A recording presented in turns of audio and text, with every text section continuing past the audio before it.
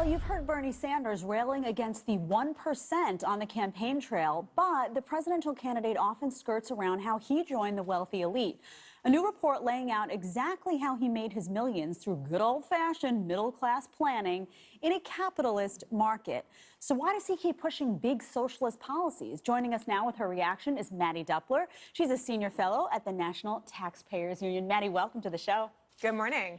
So tell me a little bit about this story, because you hear Bernie Sanders out there talking about socialism and the benefits of big government. And if you look at his life, he may not have been able to achieve his success in the system he's advocating for. That is exactly right. The amazing thing about Bernie Sanders' story is that it is only possible in a capitalist society. Now, something that I think is even more remarkable is not only is his story only available to him in a capitalist society, it's made possible by some of the institutions in that society that he vilifies the most. And what I mean by that is, if you look at Bernie Sanders' story, it begins with him purchasing his first home, and he goes on to use mortgages to continue to build wealth that way. Now, that's not an incredible feat. That's what a lot of Americans know as the best way for asset accumulation for their own households. But the incredible thing is that it's not possible without the help of banks and lenders. And Bernie Sanders, of course, talks a lot about how big banks and Wall Street are the enemy.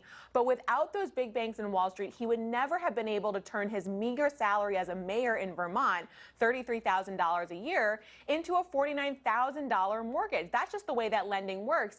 And it is a benefit of the society that we have today that people are allowed to access that leveraging in a way that allows them to build their own wealth over time.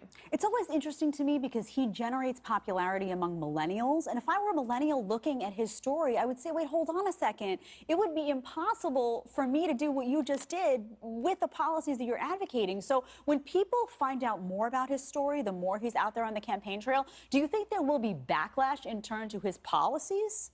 I think certainly on the progressive side of the ledger, where you've got Democrats who are saying that, look, Bernie Sanders, you're talking about all these things that are wrong with society, but you have benefited from the same ills that you say plague the rest of America. You know, Bernie Sanders talks a lot about how there's no economic mobility in America, but certainly this system has benefited him and allowed him to have that story that he says is inaccessible for most Americans. And I agree with the millennial question. You know, I'm a millennial. I find it interesting that millennials find Bernie Sanders so appealing. I think it's a little bit of this, though. You know, over the last 10 years, millennials have felt shut out from some of those institutions that have allowed other generations to generate wealth and really gain their incomes as they grow in their workforce. Millennials certainly have felt that because they came of age during the recession, they didn't have those same opportunities. And Bernie Sanders, I think, takes advantage of that by saying that the world is different now than it was before. Well, Mattie, thanks so much for joining us. We'll see how he does if he's asked about his personal stories and capitalism. Thank you. Have a great weekend. You too. Our annual barbecue bash is heating up on the Fox Square. Up next, slow-smoked brisket and pork ribs at the top barbecue spots across the country. Pete is probably already tasting them. Pretty sure he is.